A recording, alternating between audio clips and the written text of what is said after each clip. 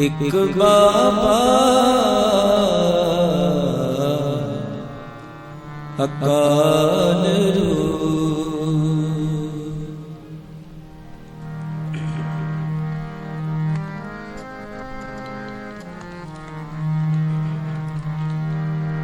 एक बाबा अकाल दूजा रबाबी मर्दाना एक बाबा अकाल एक बाबा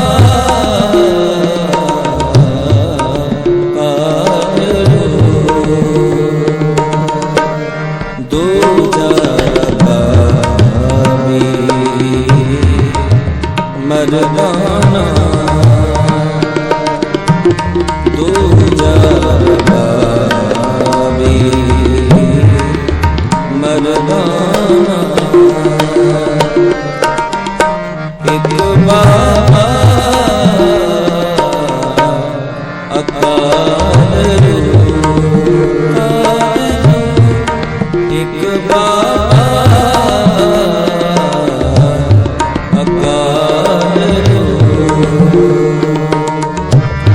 दूजा रबाबी मर्दाना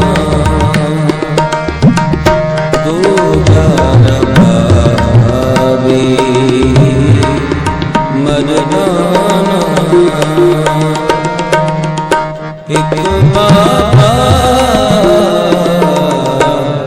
अकाल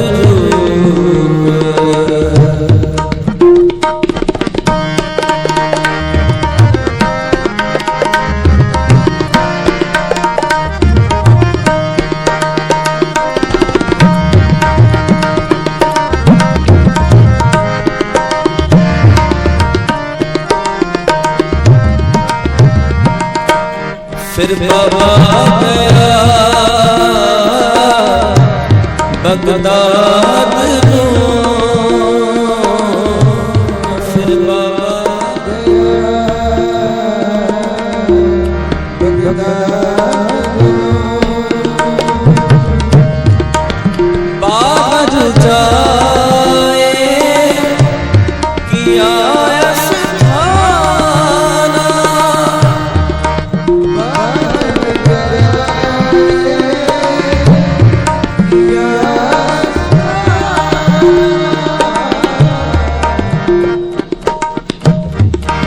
एक बाबा अकाल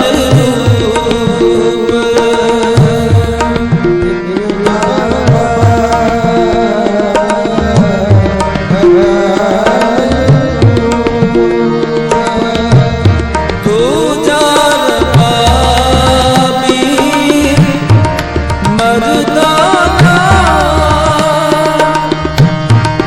दूजा रबाबी मर्दाना एक बाबा अकाल एक बाबा अकाल दूजा रबाबी मर्दाना दूजा रबाबी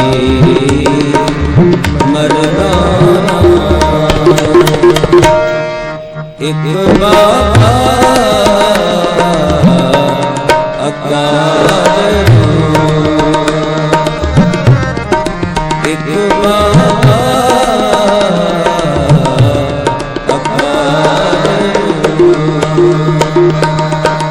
दूजा रबाबी मर्दाना दूजा रबाबी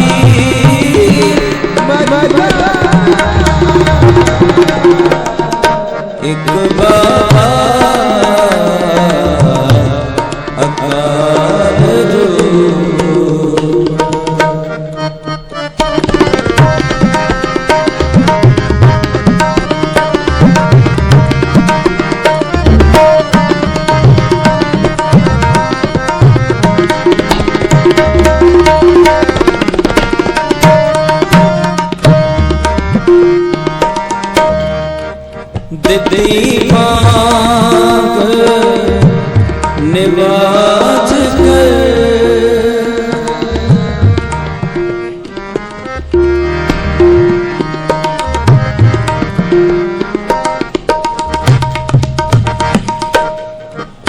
रिद्धि मांग निवाज कर सुन समान होवा जहाना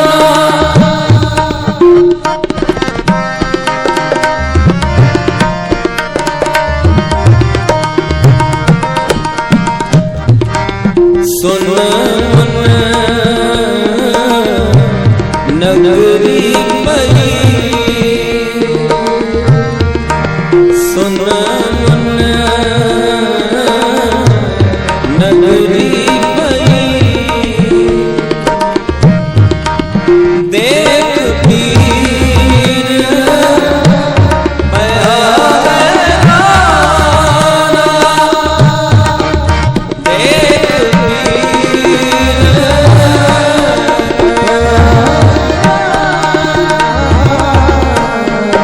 एक बाबा अकाल एक बाबा अकाल दूजा रबाबी मददाना दूजा रबाबी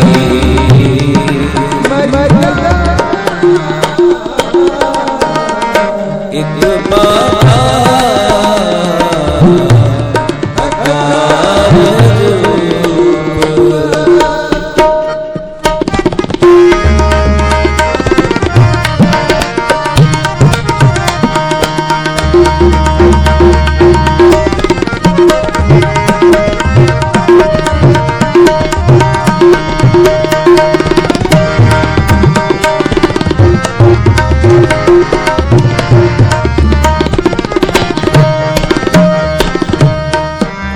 पूछया फेर के दस्तगीर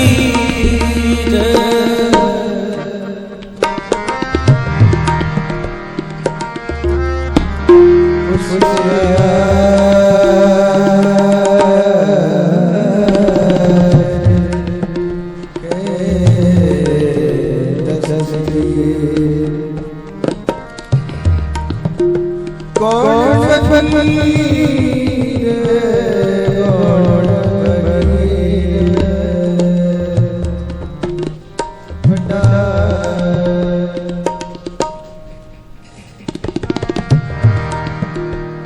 कौन फकीर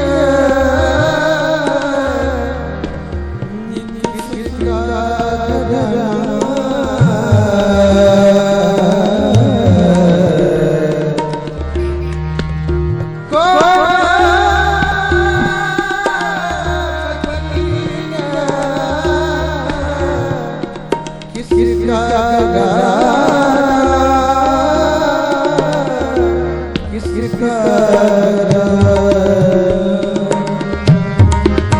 पूछया फेर के दस्तगीर पूछया फेर के दस्तगीर कौन फकीर किसका बदहाना कौन फकीर किसका बदहाना एक बाबा अकाल एक बाबा अकाल दूजा रबाबी मर्दाना जप जी दूजा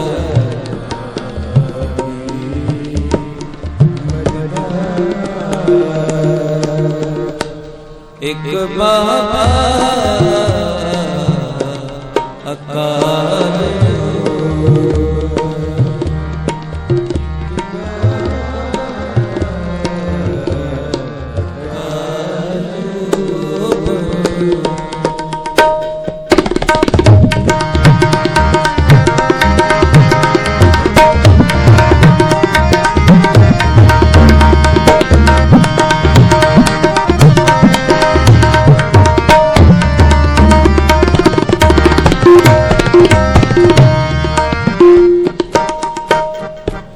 नानक कल विच आया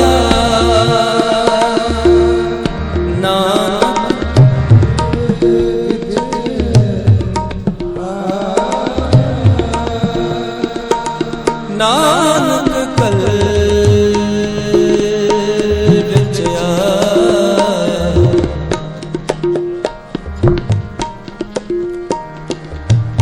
आरब फकीर को पहचाना नानक कल विच आया कल विच आया नानक कल विच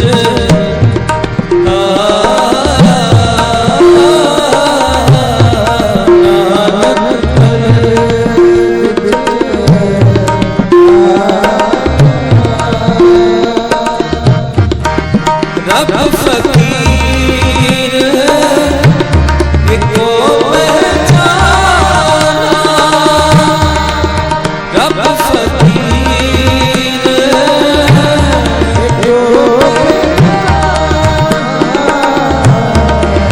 धरती आकाश चहूद से जाना धरती आकाश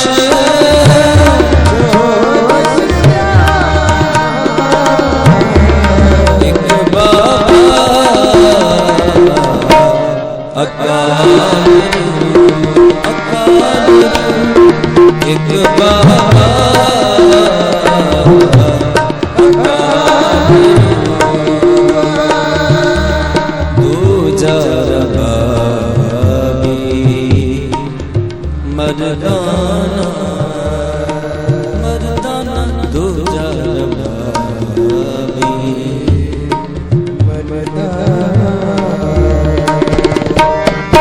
एक बाबा अकाल एक बाबा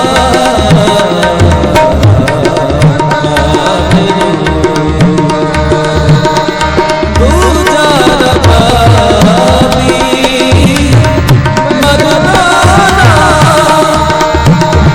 दूजा रबाबी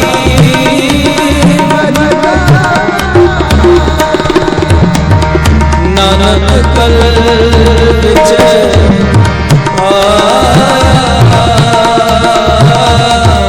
नानक कल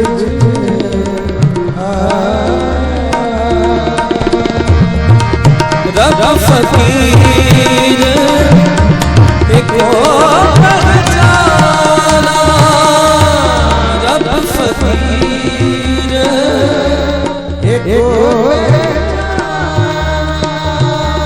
धरती आकाश चहूद से जाना एक बाबा अकाल एक बाबा अकाल दूजा रबाबी मर्दाना दूजा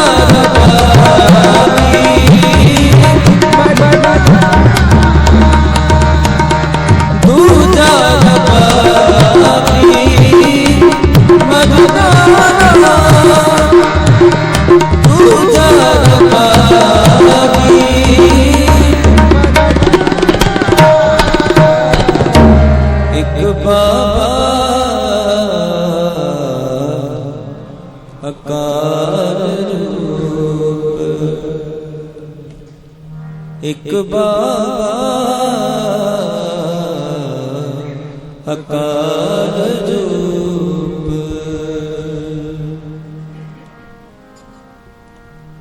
साथ संगत जी थोड़ा बस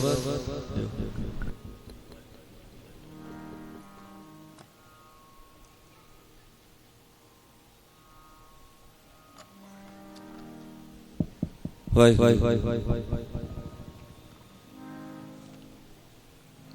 गुरु बख्श फतेह प्रवान करें जी। वाहिगुरु जी का खालसा। ये शब्द भाई साहब गुरदास जी का उच्चारण किया। भाई साहब कहते हैं फिर बाबा गया बगदाद में। गुरु नानक वो वाहिद अवतार हैं जिन्होंने पूरे ब्रह्मांड का रटन किया है। गुरु नानक देव जी महाराज वो अवतार हैं जिन्होंने पूरी दुनिया का रटन किया, जिसमें बगदाद एक है। और जितने गुरुद्वारे गुरु नानक देव महाराज जी के आज हैं, किसी अवतार के इतने नहीं हैं, किसी अवतार के इतने इबादत गाहें नहीं हैं जितनी गुरु नानक देव साहब की हैं। साहब बगदाद पहुंचे हैं।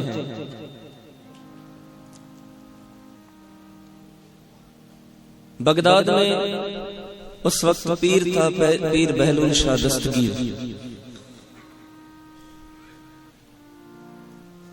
साहिब गुरु नानक देव महाराज जी ने वहां जब सतनाम वाहिगुरु की बांग दी, सतनाम वाहिगुरु की धुनी लगाई, पूरा बगदाद सुन हो गया। बगदाद रुक गया, वक्त रुक गया। फिर बाबा गया बगदाद में, बाहर जाए किया स्थाना। भाई साहब गुरदास कहते हैं गुरु नानक कभी बगदाद के अंदर भी नहीं आए थे, बाहर ही खड़े थे। सतनाम वाहिगुरु की शाम की जब शाम का वक्त हुआ, मगरिब की नमाज का,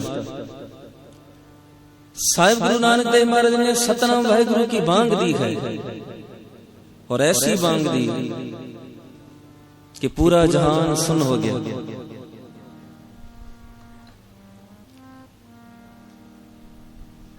सुन मन नगरी पई, देख पीर पया हैराना। पीर बहलूल शाह हैरान हो गया, भी वक्त क्यों रुक गया, पूरा बगदाद क्यों सुन हो गया।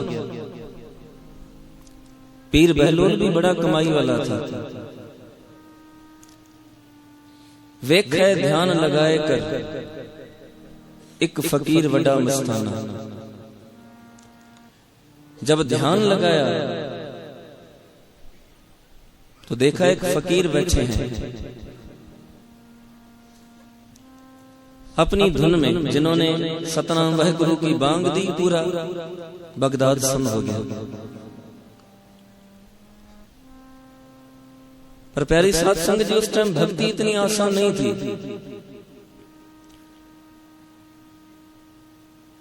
गुरु नानक देव महाराज जी को बंदी बनाया गया,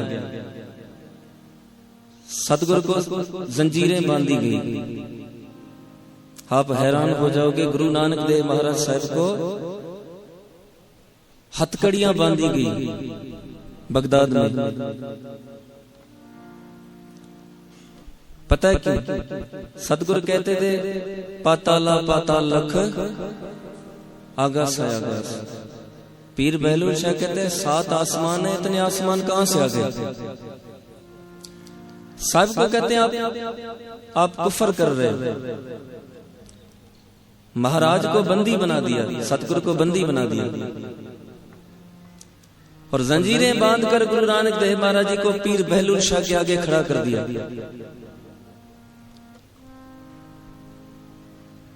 सतगुरु जी को पीर जी बोलने लगे, हे नानक जी,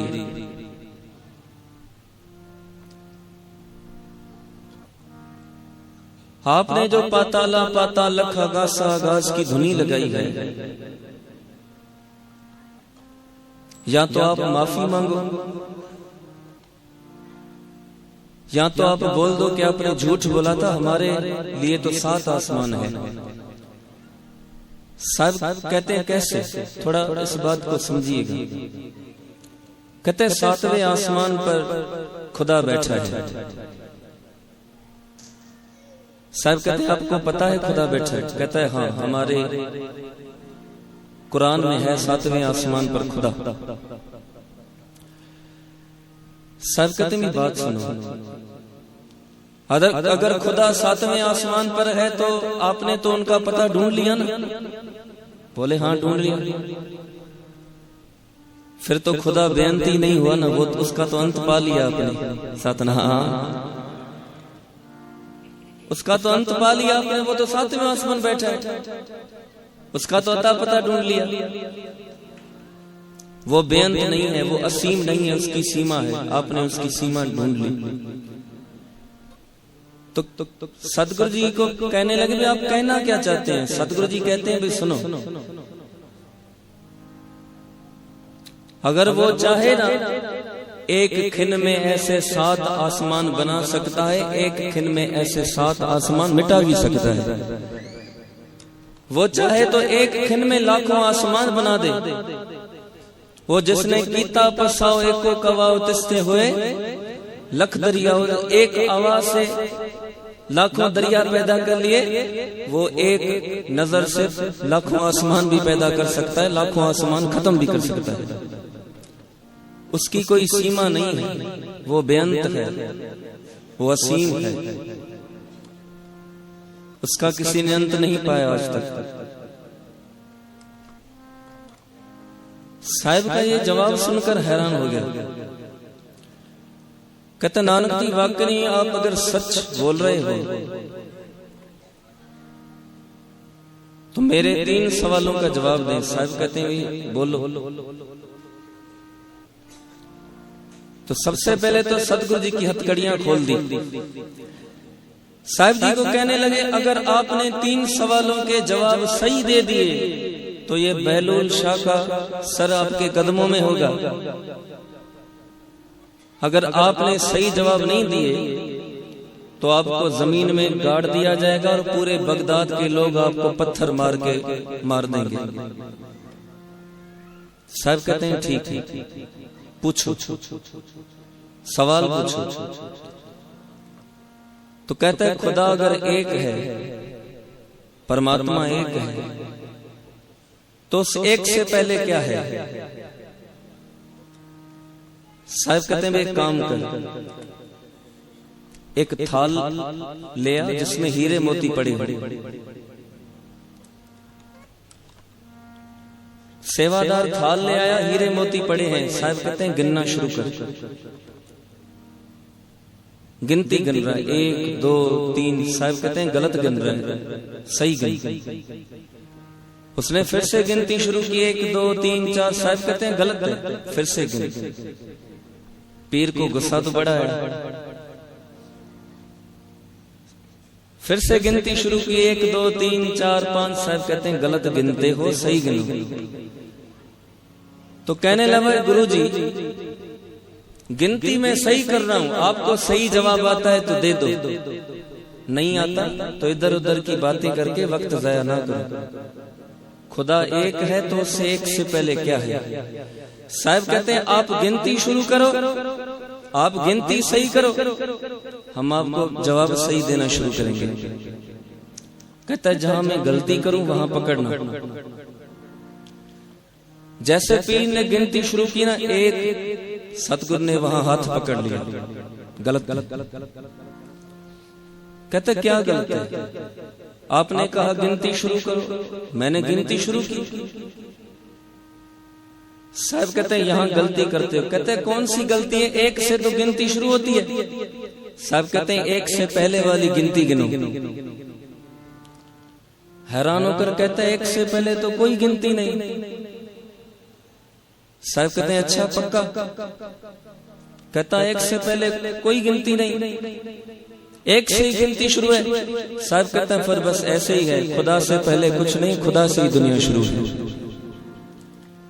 एक से पहले कोई गिनती नहीं, एक से गिनती शुरू है। खुदा से पहले कुछ नहीं, खुदा से ही दुनिया शुरू है। वो है एक है तो दो है, एक नहीं तो दो भी नहीं। खुदा है तो दुनिया है, खुदा है तो दुनिया है। हैरान हो गया गुरु नानक देव महाराज जी का जवाब सुनकर। कहते महाराज दूसरे सवाल का जवाब दे दें। अगर वो एक है तो वो दिखता क्यों नहीं है, वो मिलता क्यों नहीं है? साहब कहते हैं भी एक दूध का प्याला लाओ।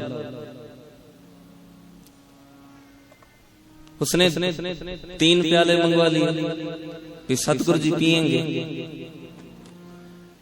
गुरु नानक के हाथ में प्याला है, सतगुरु दूध को देखे जा रहे हैं।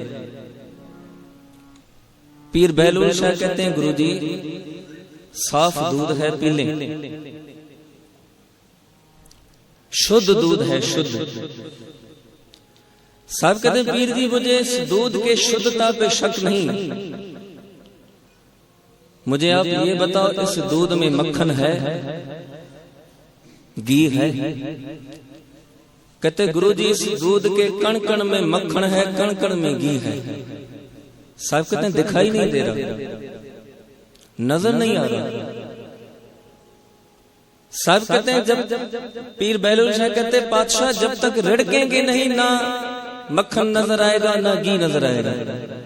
दूध को रिड़केंगे तो मक्खन नजर आएगा, घी नजर आएगा। मक्खन भी मिलेगा, घी भी मिलेगा। तो सतगुरु जी कहते हैं बात सुनो। आपने पूछा था कि खुदा रहता कहाँ है, खुदा दिखता क्यों नहीं है? जैसे इस दूध के कण कण में मक्खन और घी समाया हुआ है ना, पूरी सृष्टि के कण कण में वो परमात्मा ऐसे समाया हुआ है। जैसे दूध के कण कण में घी और मक्खन समाया है ना, वैसे दुनिया के कण कण में वो परमात्मा समाया है। जब तक दूध को रिड़केंगे नहीं मक्खन और घी नजर नहीं आएगा, जब तक अंदर को रिड़केंगे नहीं ना परमात्मा नजर नहीं आएगा, वाहिगुरु नजर नहीं आएगा। जब तक अंदर को मारेंगे नहीं परमात्मा नहीं नजर आएगा, वो नहीं मिलेगा। साहिब के दोनों सवाल के जवाब सुनकर हैरान। कहते तीसरा जवाब दे दे। बादशाह कहते पूछो। कहते खुदा का काम क्या है, परमात्मा का काम क्या है? काम है कि काम ही नहीं है? कुछ करता भी है कि नहीं है? सब कहते हैं पीर भी आप सवाल पूछते हो, हम जवाब देने वाले हैं, पर आपका सिंहासन ऊपर है, हम नीचे हैं। जवाब देने वाला हमेशा ऊपर रहना चाहिए, आप सवाली को आपको नीचे रहना चाहिए। पीर नीचे आ गया, गुरु नानक को अपने तख्त पर बैठा दिया। भी सच्चे पातशाह बैठे, महाराज उसके तख्त पर, पीर बहलूल शाह के तख्त पर पलथी मार के बैठ गए, आंखें बंद करके जपने लगे सतनाम। थोड़ी देर गुजरी तो पीर सवाल पूछता है कि सच्चे पातशाह तीसरे सवाल का जवाब। सतगुरु कहते हैं अभी तक जवाब नहीं मिला। कहता नहीं। सब कहते हैं आपने पूछा था कि खुदा का काम है कि नहीं है? उसका काम ही यही है कि बेखारी ते राज करावे राजा ते, बेखारी खल मूरख ते पंडित करबो पंडित ते। उसका काम ही यही है, खिन में थाप थापन हारा अंत नहीं किछ। वो चाहे तो गरीब को अमीर बना दे, अमीर को गरीब बना दे, फकीर को बादशाह, बादशाह को फकीर बना दे। वो चाहे किसी को जिंदगी दे दे, किसी को मौत दे दे, किसी को अमीरी दे दे, किसी को गरीबी दे दे। किसी को महल दे दे तो किसी को झोपड़पट्टी दे दे, उसका काम ही यही है। जब तीनों सवाल के जवाब मिल गए, तसल्ली हो गई, पीर बहलोल शाह गुरु नानक साहब महाराज के कदमों में गिर पड़ा। वो पूरी दुनिया जो पीर बहलोल शाह को झुकती थी, वो गुरु नानक के कदमों में झुक पड़ा, सतगुरु जी के। और इतना ही नहीं, इतिहास लिखता है 18 दिन गुरु नानक देव महाराज जी ने वहां पर गुजारे हैं पीर बहलोल शाह के पास। रोज पीर बहलोल शाह गुरु नानक देव महाराज की खिदमत करता, रोज उनसे विचार सुनता, रोज सवाल करता, सतगुरु रोज जवाब देते।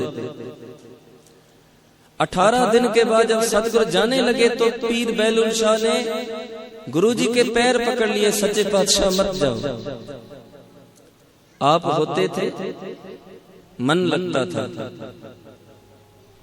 आप होते थे तो ऐसा लगता था कि खुदा भी करीब है, सच्चे पातशाह मत जाए। गुरु नानक कहते हैं पीर जी जाना है।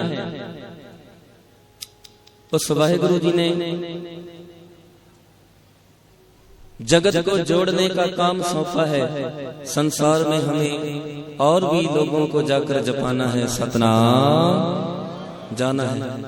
कहते जाते जाते निशानी दे जाएं। साहब ने अपने खड़ावे, पैर की खड़ावे सतगुरु ने बख्श दी। आज भी जहां पर गुरु नानक देव महाराज जी बैठे थे, वहां पर पीर बहलोल शाह ने संगे मरमर का पत्थर लगाया। उस पत्थर पे अरबी में कुछ लफ्ज लिखे कि हजरत बाबा नानक यहाँ आए थे, उनके आने से एक चश्मा फूटा, जिस चश्मे के पानी से पूरा बगदाद सरसब्ज हो गया।